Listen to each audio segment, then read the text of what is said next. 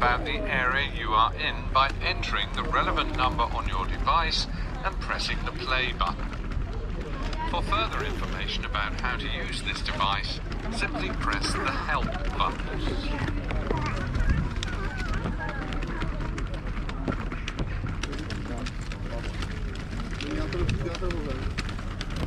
Ephesus is the city of martyrs, beautiful daughter of Zeus.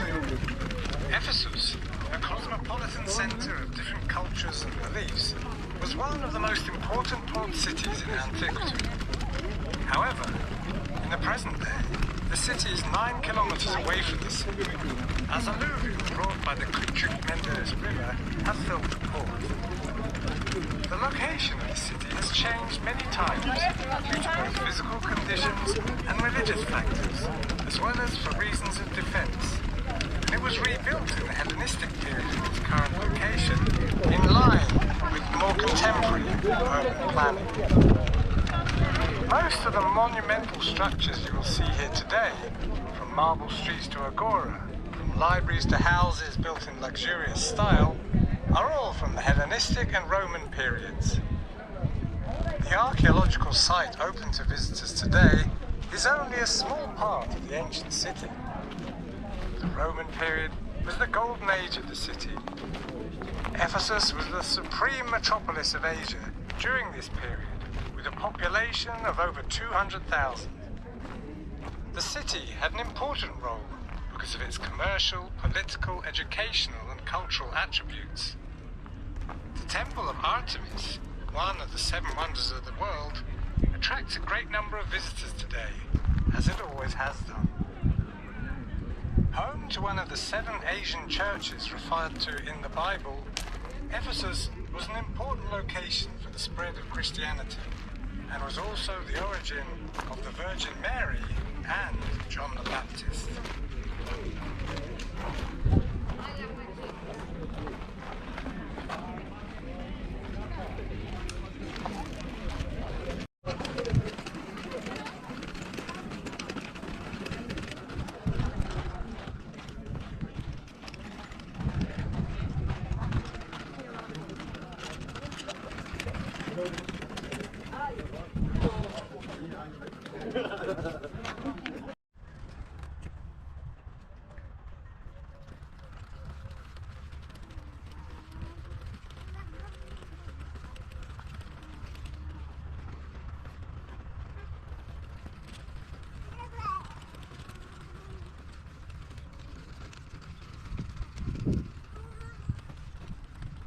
This was the first dedicated church to Virgin Mary and where the Ecumenical Council took place in 431. It was built on the site of a sanctuary for the Muses in the 2nd century. According to an inscription found, the old sanctuary served as a medical school. The doctors and professors who practiced there had the privilege of exemption from customs tax. During that time, travelers had to pay a heavy tax to have the right to travel between the cities of the province.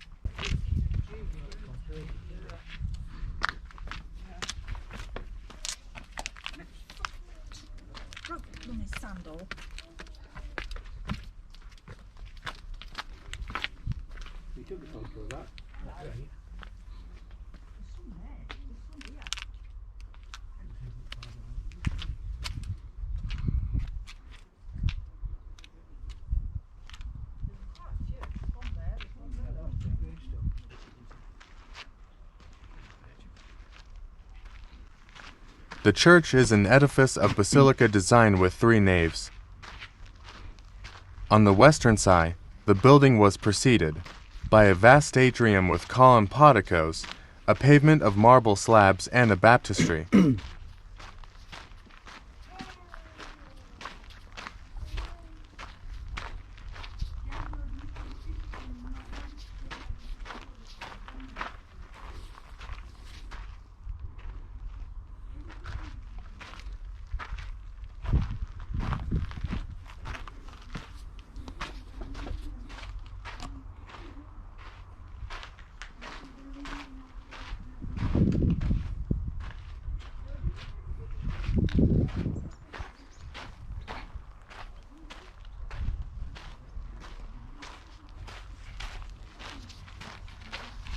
At the end of the 5th century, the church was in such a poor condition that the Emperor Justinian built, right in the middle, a second smaller church.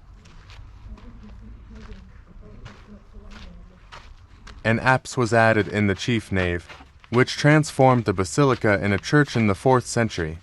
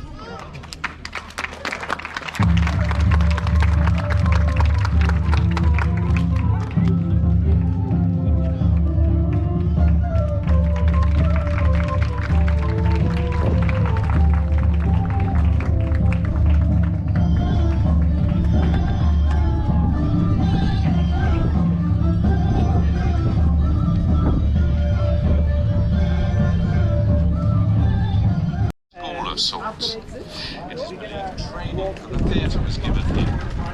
Sporting shows and events too small to be held at the stadium were probably held at the gymnasium. The gymnasium, also known as the Palaestra, took the form of a tribune, most probably with a pool or large water basin dominating the central space. The narrow cubicles on the outer perimeter served as changing rooms. A long, large U-shaped unit was built by these spaces as a passageway and as an area of repose and relaxation. If you now face the area to the rear, you will see a collection of milestones that served as the road signs of antiquity, informing travellers of the distances between destinations. The unit of measurement employed was the stadia, and was equivalent to 185 meters. When a new emperor was crowned, the stones were turned over and used afresh for the sake of economy. Few of these stones have survived to the present day. We now invite you to proceed to the Church of St. Mary.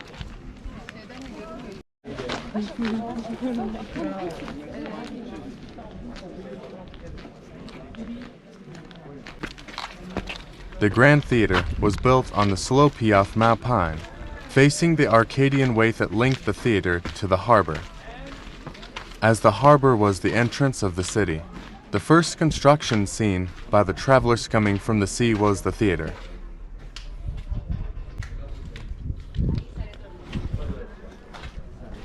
Its attractiveness and rich appearance aimed to surprise and impress the visitors. This long corridor leads to the actors' and tristers' rooms, and had in the middle a door for access to the orchestra.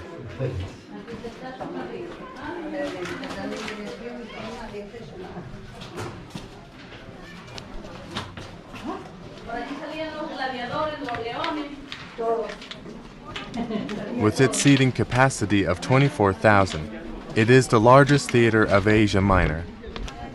This building had 3 stories and reached 18 meters. On the first floor, the stage, where the acting took place.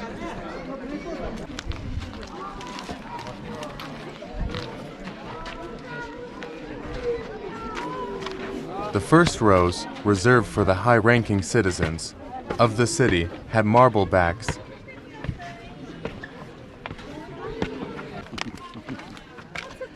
The stairs are too hard. I'm trying to get a good view here. Okay.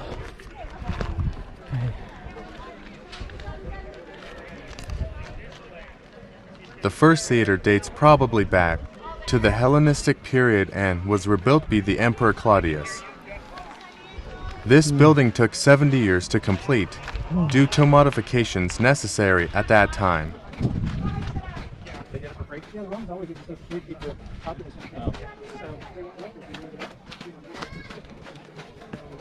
Moreover, the entrance to the theater had an admission fee.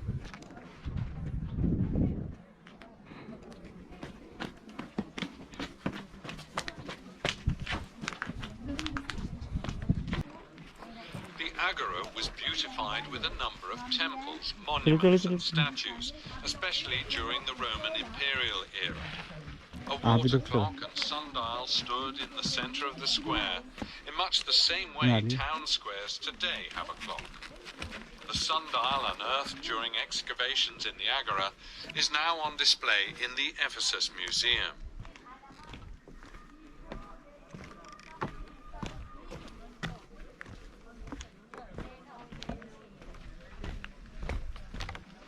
Perhaps the most important of the city's public spaces, the Agora was in the very heart of the city and served not only as a trading area but also as an important gathering place, making it a vibrant and bustling area.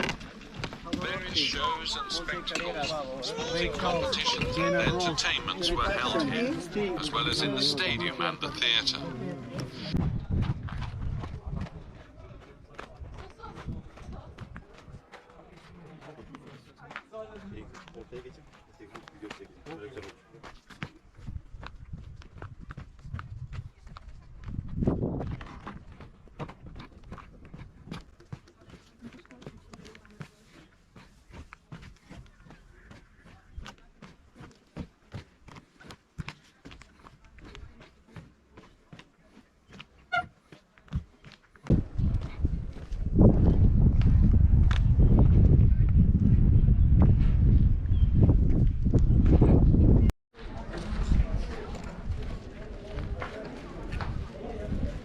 Mazaeus and Mithridates were to slaves, at the service of the Emperor August.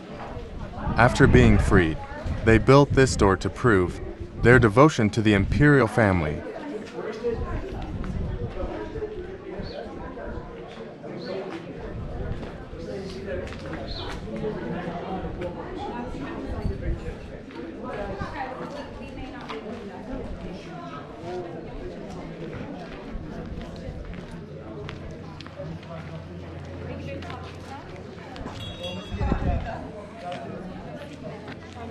It was built as the tomb of Tiberius Celsius Ptolemaeus.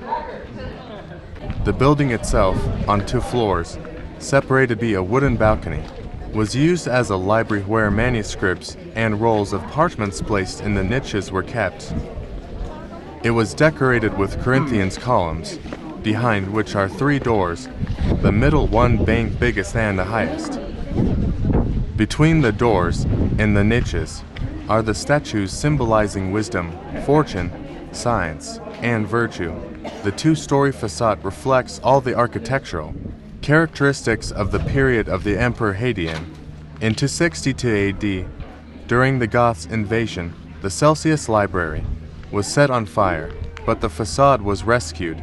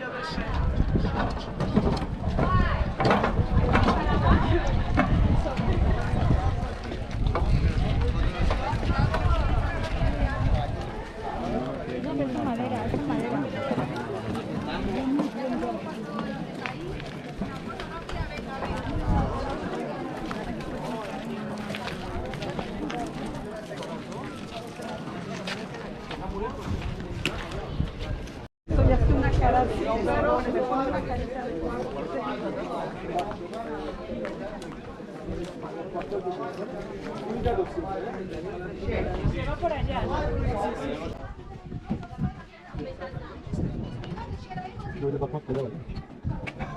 Bir bakıp çıkacağım 20 lira değil mi? Can I show where to sit?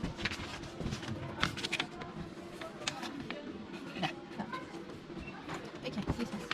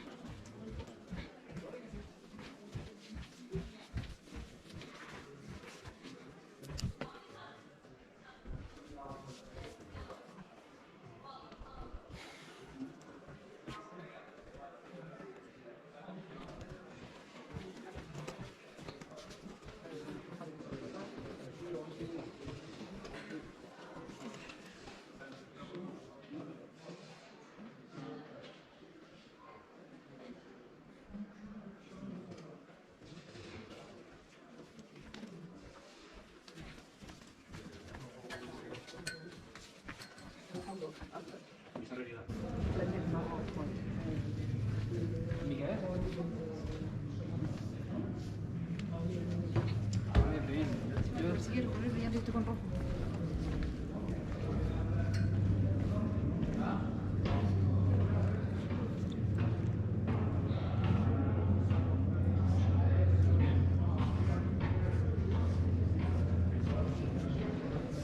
The first house you encounter after the entrance is the largest and the most stunning section of the Hillside residences.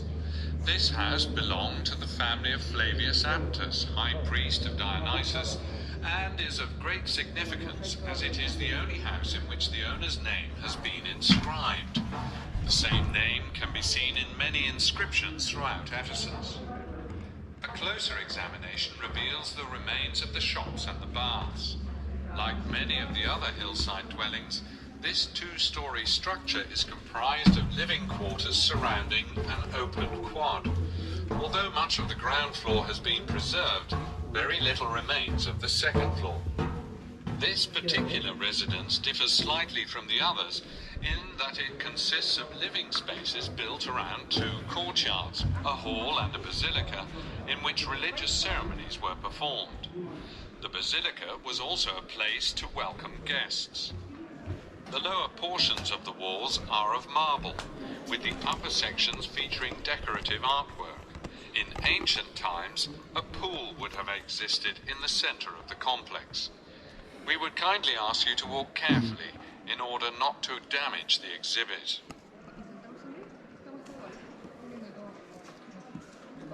Sí, una locura muy larga.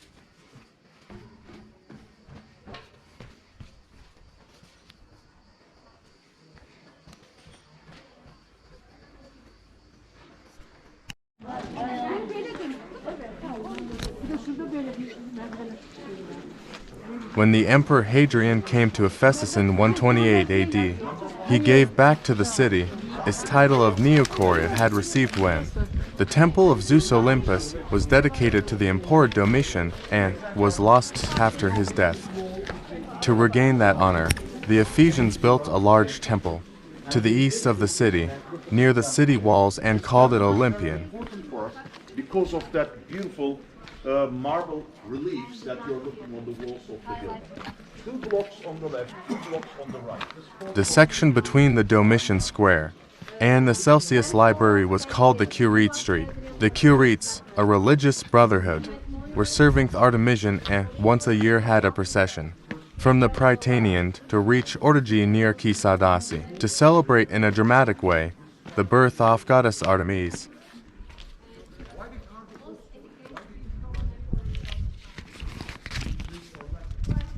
Ephesus was rebuilt by Lysimachus following the plan of a Hippodamus.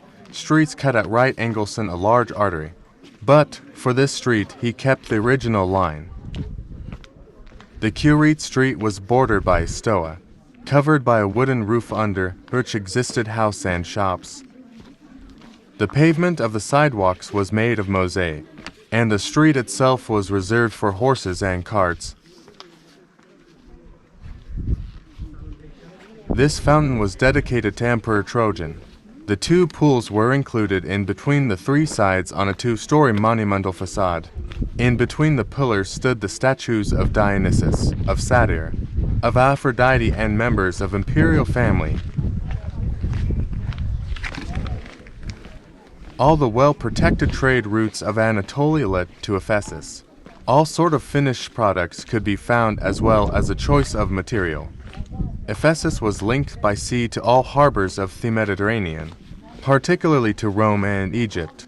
A cosmopolitan population came from far away countries to the city, merchants, sailors, Romans, rich landowners, soldiers, workers, and slaves formed human mosaic of the people living in Ephesus.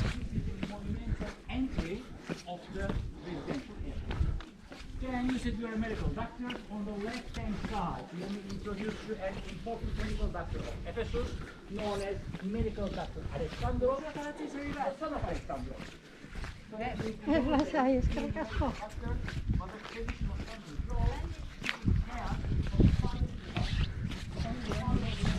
Sí, la vuelta y esto, ¿no?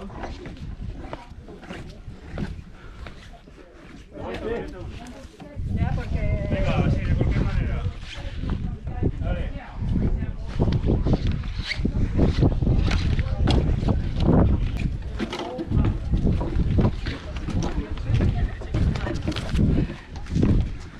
Ece burada.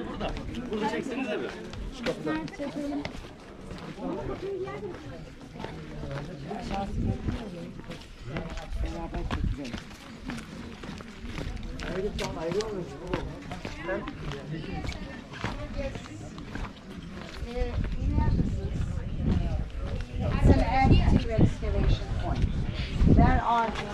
The monumental cubical gateway is standing on a podium of 4 steps and is situated in the corner of Domitian Square. Only part of it has been restored. The 4 sides were linked to each other with arches in which were niches decorated of stele. Actually, the soldiers represented dresses in togas or manias, his father Caius and his grandfather the dictator Sylla.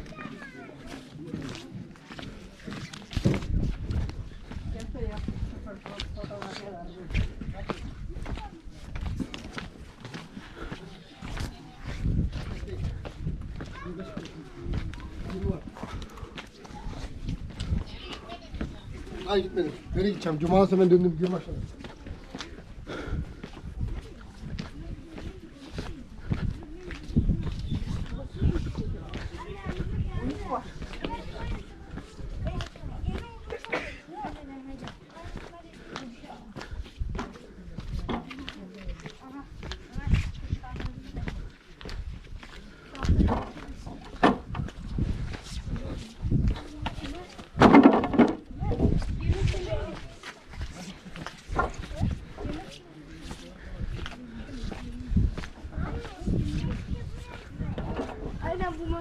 vardı ya.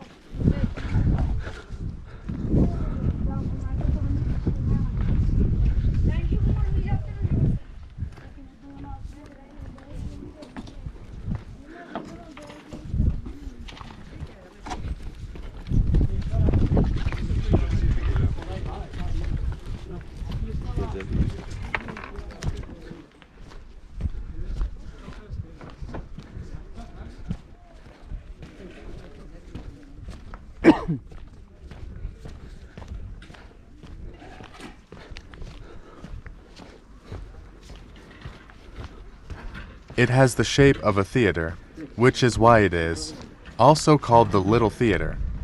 Built in the 1st century AD, it was an auditorium and served as a meeting place for the members of the Senate, but also as a concert hall.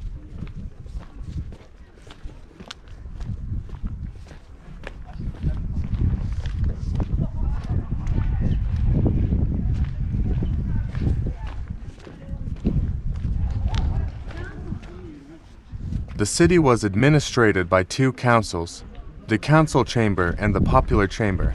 The council hall had few members and held only a few meetings. Once a year, the popular hall consisted of all citizens of Ephesus to discuss daily problems.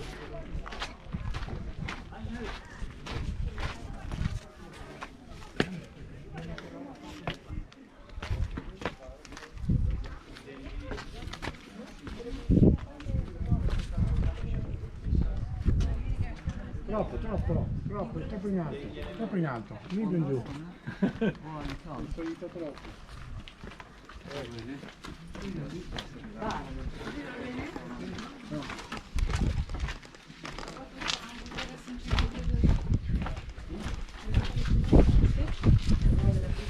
Non mi fai una foto?